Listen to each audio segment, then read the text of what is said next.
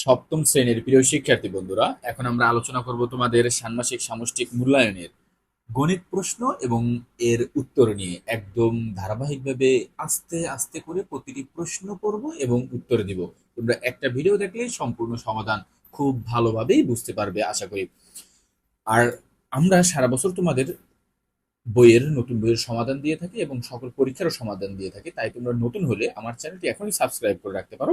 চলো আমরা দেখে আসি তোমাদের প্রশ্নটি আগে। ষান্মাসিক সামষ্টিক মূল্যায়ন 2024, বিষয় গণিত, সপ্তম শ্রেণী, শিক্ষার্থীদের জন্য নির্দেশনা। কি কি নির্দেশনা দিচ্ছে চলো আমরা একটু পড়ি। কাজ 1, সাশ্রয়ী হই সঞ্চয় করি।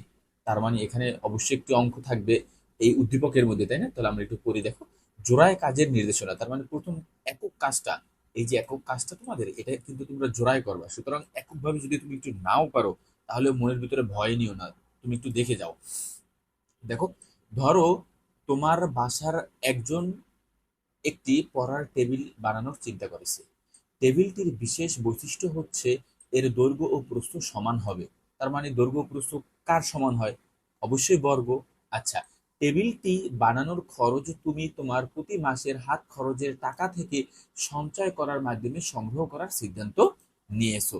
আচ্ছা দেখি, সঞ্চয়ের ক্ষেত্রে শর্ত হলো প্রথম মাসে যত টাকা সঞ্চয় করবে দ্বিতীয় মাসে ঠিক তার তত গুণ টাকা সঞ্চয় করতে হবে এবং পরবর্তী প্রত্যেক মাসে আগের মাসের সঞ্চয়ের টাকার সাথে প্রথম মাসের সঞ্চয়ের টাকার গুণ করে যত টাকা হবে সেই পরিমাণ টাকা সঞ্চয় করতে হবে। তাহলে তো অনেক টাকা হয়ে যাবে। দেখো, এক্ষেত্রে প্রতিটি বিষয় এমন হবে যে প্রথম মাসে তুমি 3 টাকা সঞ্চয় করতে পারলে পরের মাসে তুমি এর 3 গুণ। তাহলে কত হবে?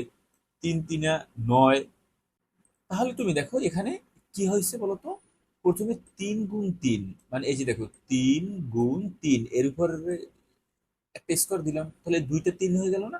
এই স্কোয়ার এখানে, তাহলে 3 গুণ 3 তার মানে 3 টু দি পাওয়ার 2। অর্থাৎ 3কে যদি 2 বার তুমি গুণ করো তাহলে কত হয় বলতো? 9 টাকা সঞ্চয় করতে পারবে। এটা মূলত 32 না, এটা মূলত কয় টাকা? 3-এর উপর একটা স্কোয়ার দেওয়া। আচ্ছা দেখো, তোমরা সহপাঠীর সাথে আলোচনা করে তোমরা দুইজন প্রতি মাসে কত টাকা সঞ্চয় করবে তা ঠিক করে নাও। প্রথম মাসে একটি নির্দিষ্ট পরিমাণ টাকা সঞ্চয় করবে, 2 টাকা হলে 2 টাকা, 3 টাকা হলে 4 টাকা, যা হবে তারপর মাসে দ্বিগুণ হবে। দেখো, ধারাবাহিকভাবে কয়েক মাস সঞ্চয়ের মাধ্যমে টাকা সংগ্রহ করে টেবিলটি তৈরি করবে। টেবিলের দৈর্ঘ্য কত ইঞ্চি হবে উক্ত টেবিলটি বানানোর সম্ভাব্য খরচ হিসাব করে প্রথম মাসে কত টাকা সঞ্চয় করবে, টানা কত মাস সঞ্চয় করবে তা জোড়ায় আলোচনার মাধ্যমে বিস্তারিত পরিকল্পনা করো। কিভাবে পরিকল্পনা করে কাজটি করবে তা উত্তরপত্রে ধাপে ধাপে বর্ণনা করো। তাহলে আমরা দেখি কি কি এখানে বলা আছে।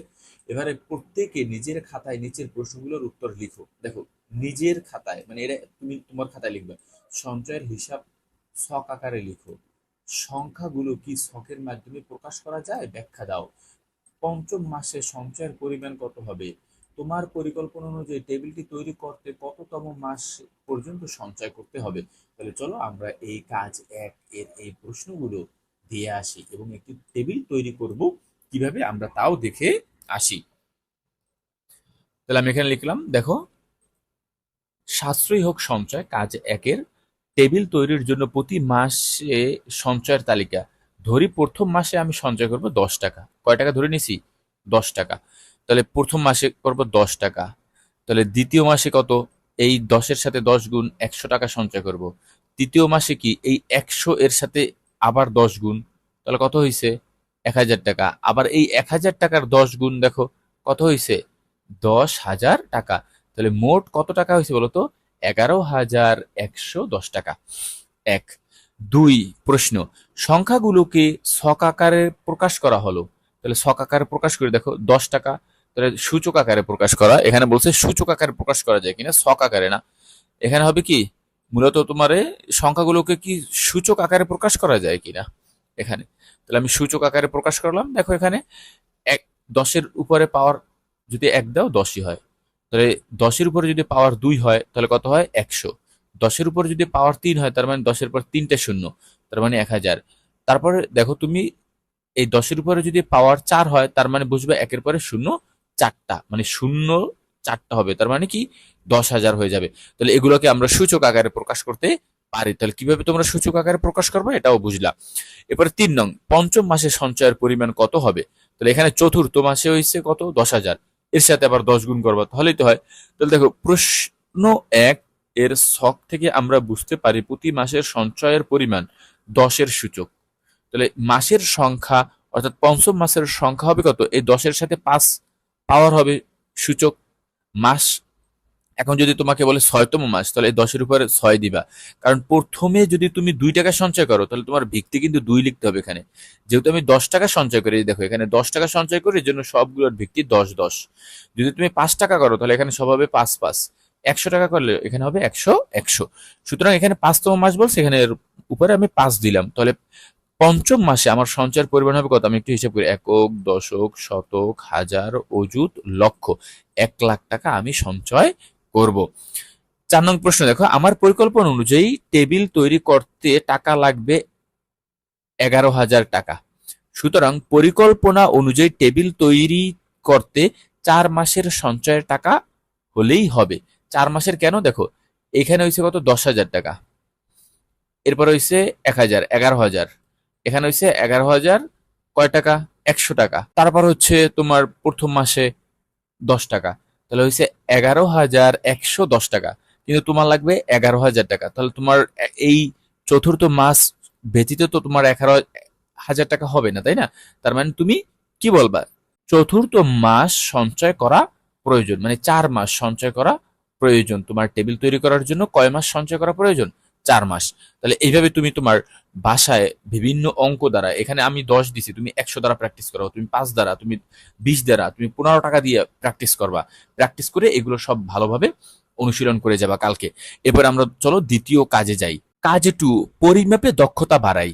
দলগত কাজের নির্দেশনা কি? এখানে কাগজে কেটে একটি ত্রিমাত্রিক মডেল তৈরি করতে হবে যার দৈর্ঘ্য, প্রস্থ, উচ্চতা সমান থাকবে। তার মানে এটা ঘনকাকৃতি। দৈর্ঘ্য, প্রস্থ, উচ্চতা সমান থাকা মানে কি? ঘনক। দলগতভাবে কাজটি পরিকল্পনা করো এবং সবাই মিলে মডেল তৈরি করো। তাহলে আমরা কি কি এখানে কাজ আছে দেখো। এবার প্রত্যেকে নিজের খাতায় নিচের প্রশ্নগুলোর উত্তর লিখে রাখো। কি কি? তৈরিকৃত মডেলটি কি ধরনের জ্যামিতিক আকৃতি চিহ্নিত করে? এরপরে এটা ঘনকাকৃতি। তৈরিকৃত মডেলটির আয়তন, এর ক্ষেত্রফল বের করো ইত্যাদি। এরপরে ৩ নং প্রশ্ন, তৈরিকৃত মডেলটি সম্পূর্ণ তলের ক্ষেত্রফল নির্ণয় করা সম্ভব কিনা উত্তরের সপক্ষে যুক্তি দাও। তারপর কাজ ১, সাশ্রয়ী হই সঞ্চয় করে উল্লিখিত টেবিলের একটি পৃষ্ঠের ক্ষেত্রফল তৈরিকৃত মডেলের একটি পৃষ্ঠের ক্ষেত্রফলের অনুপাত কত? তার মানে অনুপাতের কাজ করতে হবে। তারপরে কাজ ১, সাশ্রয়ী হই উল্লিখিত টেবিলের সমগ্র পৃষ্ঠতলের ক্ষেত্রফলের সাপেক্ষে তৈরিকৃত মডেলের সমগ্র তলের ক্ষেত্রফলের শতকরা নির্ণয় করো। তাহলে চলো আমরা এটা সব দেখে আসি। তাহলে তোমরা কি কাজ ১-এ একটি টেবিল তৈরি করছো যার দৈর্ঘ্য প্রস্থ সমান থাকবে? তাহলে এটা কি বর্গ। তাহলে আমরা সেটাও দেখব এবং এই কাজ ২ এর সমাধানও দেখব। চলো। দক্ষতা পরিমাপ। তৈরিকৃত জ্যামিতিক আকৃতিই হচ্ছে ঘনক আকৃতি বা ঘন আকৃতি। কি বলবো? যেহেতু দৈর্ঘ্য, প্রস্থ, উচ্চতা সব সমান, তাহলে ঘন না বলে তুমি বলবা ঘনক আকৃতি। এরপর দেখো, যদি তৈরিকৃত মডেলটির দৈর্ঘ্য, প্রস্থ, উচ্চতা ১০ ইঞ্চি ধরি তাহলে মডেলটির আয়তন হবে কত? আমরা জানি ঘন বা ঘনবস্তুর আয়তন নির্ণয় সূত্র কি? দৈর্ঘ্য গুণ প্রস্থ গুণ উচ্চতা। তাহলে কত হয়? ১,০০০ ঘন ইঞ্চি। দেখো, এবং ক্ষেত্রফল দৈর্ঘ্য ইন্টু প্রস্থ, তাহলে কত হয়? ১০০ বর্গ ইঞ্চি। ৩ নং প্রশ্ন দেখো, তৈরিকৃত মডেলটি সম্পূর্ণ তলের ক্ষেত্রফল নির্ণয় করা সম্ভব। যুক্তি: মডেলটির ঘনকাকৃতি হয় ৬টি তলই সমান, সুতরাং মডেলটির সমগ্র তলের ক্ষেত্রফল হবে কত? ১ গুণ ৬। সুতরাং কত হবে? একটার হবে ৬, সুতরাং এরকম ১০০ বর্গ ইঞ্চি হবে। ২ নং হতে পাই কি বলতো? একটির ক্ষেত্রফল ১০০ বর্গ ইঞ্চি, তাহলে এরকম ৬টার বর্গ তলের ক্ষেত্রফল হবে কি? ৬০০ বর্গ ইঞ্চি। কারণ ৬টা তল থাকে একটা ঘনবস্তুতে, সুতরাং একটার তোমার একটা তলের ক্ষেত্রফল যদি হয় ১০০ বর্গ, তাহলে ঘনবস্তুর তল থাকে ৬টি, এর জন্য আমি এখানে ৬ এর সাথে গুণ দিলাম, তাহলে হবে ৬০০ বর্গ ইঞ্চি। কাজ ৪ দেখো, কাজ ১ এ সাশ্রয়ী হই টেবিলের দৈর্ঘ্য মনে করি ৪ ফুট, প্রস্থ ৪ ফুট। যেহেতু এটা তোমার দৈর্ঘ্য প্রস্থ সমান, তাহলে এর ক্ষেত্রফল নির্ণয় সূত্র কি? তাহলে বর্গের ক্ষেত্রফল নির্ণয় সূত্র কি? ১ বাহুর দৈর্ঘ্য স্কোয়ার। আচ্ছা, তাহলে ১ বাহুর দৈর্ঘ্য স্তর বা ১ বাহুর দৈর্ঘ্য ইন্টু ১ বাহুর দৈর্ঘ্য, তাহলে ৪ গুণ ৪ ১৬ বর্গ ফুট। আমি এখানে ফুট ধরছি, তাই না? তাহলে এই ফুটকে এখন ইঞ্চিতে নিব, তাহলে কত হয় মোট? 192 বর্গ ইঞ্চি। কাজ 2 থেকে পাই তৈরিকৃত মডেলটির পৃষ্ঠতলের ক্ষেত্রফল 100 বর্গ ইঞ্চি। এদের অনুপাত কত হবে? 192 এবং 100। তাহলে এটাকে যদি তোমরা 4 দ্বারা কাটাকাটি করো তাহলে এখানে হবে 25 এবং এখানে হবে 48। তোমরা একটু প্র্যাকটিস করে দেখো কাটাকাটি করে, অর্থাৎ একই নির্দিষ্ট সংখ্যা দ্বারা উভয় সংখ্যাকে ভাগ করলেই আমরা বুঝতে পারবো এখানে হবে 25, এখানে হবে কত? 48। তাহলে চলো, আমাদের এখানে প্রশ্ন সমাধান হয়ে গেছে। এখন আমরা তৃতীয় কাজে চলে যাই। তাহলে কাজ 3 কি? গাণিতিক সূত্র যাচাই করে দেখি। তাহলে চলো আমরা গাণিতিক সূত্র যাচাই করে দেখি।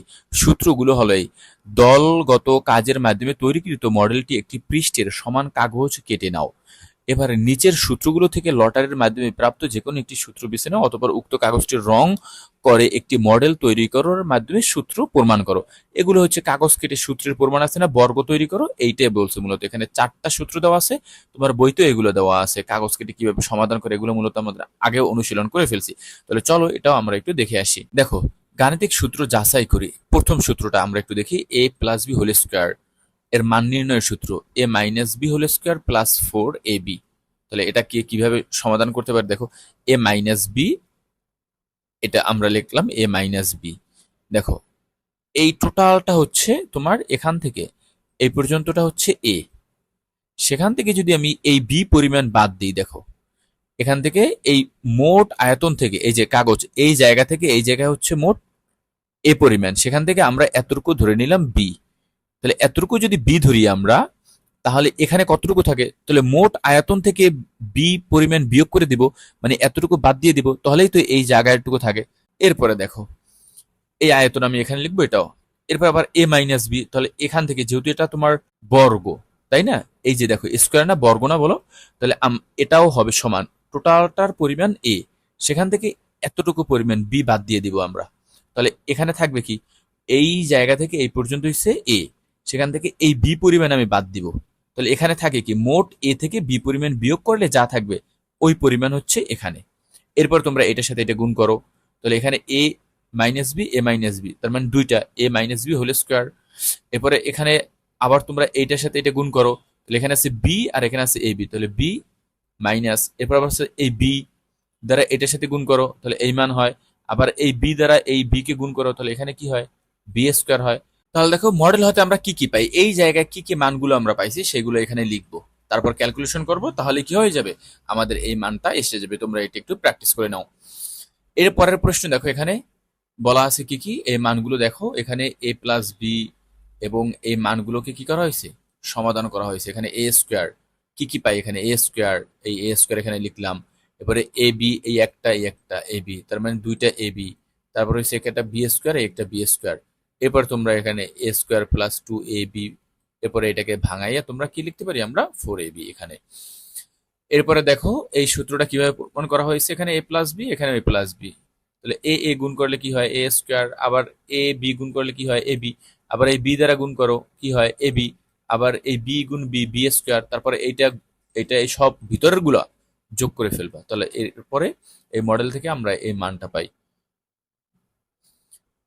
এর পরের মান দেখো, 4 নাম্বার এর প্রশ্নটি, এই মানগুলো এ বি সি, তার মানে এখানে এ বি সি, আবার এখানে লিখবে এ বি সি প্লাস আকারে, তারপরে এইটার সাথে এটা গুণ করবা, এ দিয়া এ কে, এ বি এবং এ সি কে, এই মানগুলো ভিতরে লিখবা। আবার এই বি দ্বারা গুণ করে এই লিখবা এ বি। আবার এই বি দ্বারা গুণ করবা বি কে, তাহলে বি স্কোয়ার। এই বি দ্বারা গুণ করবা সি কে, সি স্কোয়ার। আবার এই সি দ্বারা গুণ করবা এ কে, এ সি। আবার এই সি দ্বারা গুণ করবা বি কে, বি সি। আবার এই সি দ্বারা গুণ করবে সি কে, সি স্কোয়ার। তাহলে আমরা এই সবগুলো গুণ করে এই মাঝে মানগুলো লিখছি, তাই না? আচ্ছা, এই মাঝের মানগুলো এখন আমরা যোগ করব। তাহলে এই জায়গাতে তোমরা যোগ করে মূলত বসাবা। এখানে এ বি সি, দেখো এ স্কোয়ার একটা, বি স্কোয়ার, সি স্কোয়ার, তাহলে A square plus B square plus C square, তাই না? এই সবগুলোকে আমরা ধারাবাহিকভাবে এভাবে লিখতে পারি, যেগুলো তোমরা আগেই আশা করি অনুশীলন করেছো। এরপরে আমরা চলে যাব কাজ 4-এ।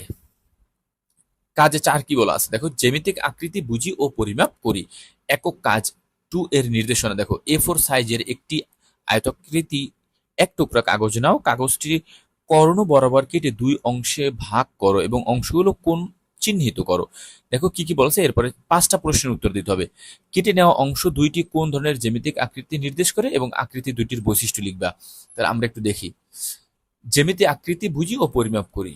এরপরে দেখো এই যে কেটে নেওয়া অংশ দুটি জ্যামিতিক আকৃতির ত্রিভুজাকৃতির। আকৃতি দুটির বৈশিষ্ট্য হচ্ছে আকৃতি একটি সমকোণী ত্রিভুজ এবং ত্রিভুজের তিনটি কোণের যোগফল 180 ডিগ্রি বা দুই সমকোণ। তাহলে আমরা দুটো বৈশিষ্ট্য লিখে ফেললাম।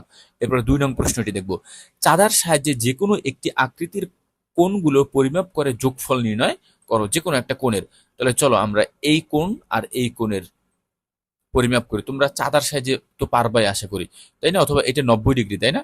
তাহলে আমরা এই দেখো কোণগুলোর যোগফল কত। এটা সমকোণী ত্রিভুজের ক্ষেত্রে এটা 90 ডিগ্রি, এটা হবে হচ্ছে, এটা যদি 90 ডিগ্রি হয় মনে রাখবা, আর যদি সমকোণী ত্রিভুজ হয় আর এই অপর দুটি কোণের যোগফল হবে অবশ্যই 90 ডিগ্রি, তাহলে মোট হবে কত 180 ডিগ্রি। বা 45 ডিগ্রি এই কোণ 45 ডিগ্রি, এমনও হতে পারে যদি সমদ্বিবাহু ত্রিভুজ হয়, একটি সমকোণী সমদ্বিবাহু ত্রিভুজ হয়। তাহলে একটা হবে 90 ডিগ্রি, অপর দুইটা হবে 45 45। তাহলে এইভাবে তোমরা চাঁদার সাহায্যে পরিমাপ করে নিবা এই ত্রিভুজের এই কোণটা কত, এই কোণটা কত। এরপরে 3 নং প্রশ্ন দেখো। 2 নং উল্লেখিত আকৃতির বাহুগুলো যে কোনো একটি পরিমাপ করো এবং বাহুগুলোর মানকে হর এবং লব হিসেবে ব্যবহার করে প্রকৃত ভগ্নাংশ তৈরি করো। দেখো প্রকৃত ভগ্নাংশ মানে কি, একের চেয়ে ছোট ভগ্নাংশকে আমরা প্রকৃত ভগ্নাংশ বলি, অর্থাৎ যার হর থাকবে বড় এবং লব হবে ছোট। দেখো এই অতিভুজ, এটা হচ্ছে লম্ব, এবং এটা হচ্ছে ভূমি। সম্ভাব্য প্রকৃত ভগ্নাংশ কি, দেখো লব এবং অতিভুজ। এখানে বলা আছে লম্ব বা অতিভুজ, বাহুর পরিমাপ এবং বাহুর পরিমাপ। তাহলে এখন দেখো ভূমি প্লাস অতিভুজ বা লম্ব প্লাস ভূমি, তাহলে কি হবে, বাহুগুলোর মাপ মেপে বসাও। ধরো এখান থেকে এখানে আমি বলে নিলাম, এখান থেকে লম্ব হচ্ছে তোমার 5, আচ্ছা, এবং ভূমি হয়েছে তোমার ধরো 7। তাহলে এখন এটা প্রকৃত ভগ্নাংশ কিভাবে বানাবা, এই যে উপরে লিখবা 5, নিচে লিখবা 7। কারণ কি, আমরা জানি নিচের হর যদি বড় হয় তাহলে সেটাই হয় প্রকৃত ভগ্নাংশ। তাহলে এটার নাম কি, লম্ব। তাহলে লম্ব লিখবা উপরে, আর এই নিচে লিখবা কি, ভূমি। তাহলে এটা হয়ে গেছে তোমার কি, প্রকৃত ভগ্নাংশ। এভাবে তুমি লিখবা। তো তুমি যদি এইটা নিতে চাও, দেখো তুমি যদি এইটা নিতে চাও তাহলে এখানে ধরো 10 আর এখানে 7, তাহলে এখন তুমি কি লিখবা, নিচে লিখবা 10 আর উপরে লিখবা 7। তাহলে এভাবেও তুমি করে ফেলতে পারো। তাহলে এইভাবে তুমি 4 নম্বর, আমি আশা করি সপ্তম শ্রেণীতে পড়ো, তুমি প্রকৃত ভগ্নাংশ অপ্রকৃত ভগ্নাংশ জানো। আমি একটু বলে দিই সংক্ষেপে, যার হর বড় এটা বড় আর এই লব ছোট এটা প্রকৃত ভগ্নাংশ। কিন্তু যার এই যে হর, আমি একটু লিখে দিই তোমাদের, এই হর এখানে যদি হয় তোমার 2 আর এখানে যদি হয় 5, অর্থাৎ এই হর ছোট কিন্তু লব বড়, এটা হচ্ছে অপ্রকৃত ভগ্নাংশ। ক্লিয়ার? আচ্ছা চলো আমরা 4 নং প্রশ্ন দেখি। 3 নং এ প্রাপ্ত প্রত্যেকটি প্রকৃত ভগ্নাংশের 3টি করে গুণিতক লিখো। তাহলে এই জায়গাতে তোমরা 3টা পাবা, তাই না? তোমরা তিনটাই লিখবা। এখানে আমি লিখলাম, দেখো এখানে তোমরা পরিমাপ করে নিবা তোমাদের অঙ্কন কৃতে, এখানে কত হয় এটা ধরে নিবা। এখানে 5 6 7 8 এভাবে যাই হয় এটা ধরে নিবা। সেই অনুসারে তোমরা এখানে মানগুলো বসাবা, হর ও লবাকারে, হর ও লবাকারে। তার কি করবা, তুমি 3টি করে গুণিতক নির্ণয় করতে হবে। তাহলে গুণিতক যথাক্রমে, গুণিতক কিভাবে নির্ণয় করে, তাই না? আচ্ছা, গুণিতক মূলত নামতা। যদি আমরা এখানে 3 পাই, দেখো 3-এর গুণিতক লেখো 3টি, তাহলে 3-এর গুণিতক কি, 3 6 9, এই হচ্ছে 3-এর গুণিতক। 5-এর গুণিতক কি বলতো, 5 ঘরের নামতা 5, তারপর হচ্ছে 10, তারপর হচ্ছে 15, এইগুলোকে বলা হয় গুণিতক। সুতরাং এইভাবে তোমরা প্র্যাকটিস করে ফেলো। আমাদের এই তোমাদের কিন্তু প্রশ্নের সমাধান শেষ, আমরা দেখানোর চেষ্টা করছি সম্পূর্ণ। দেখো তোমরা এখন বাসায় প্র্যাকটিস করবা, কারণ সারা বছরই তোমরা পড়ছো, আশা করি তোমরা কিছু না কিছু পারো। সুতরাং তোমরা বাসায় প্র্যাকটিস করে যাও, যাতে তোমাদের ষান্মাসিক সামষ্টিক মূল্যায়ন কালকের পরীক্ষাটা যেন খুব সুন্দরভাবে হয়। আর আমরা এভাবে ধারাবাহিক সমাধান নিয়ে আসবো, এর জন্য তোমরা জয়েস লাইব্রেরিটি শেয়ার করে রাখতে পারো। আজকে এখানেই শেষ, আবার অন্য কোনো ভিডিওতে তোমাদের সাথে দেখা হবে। আল্লাহ হাফেজ।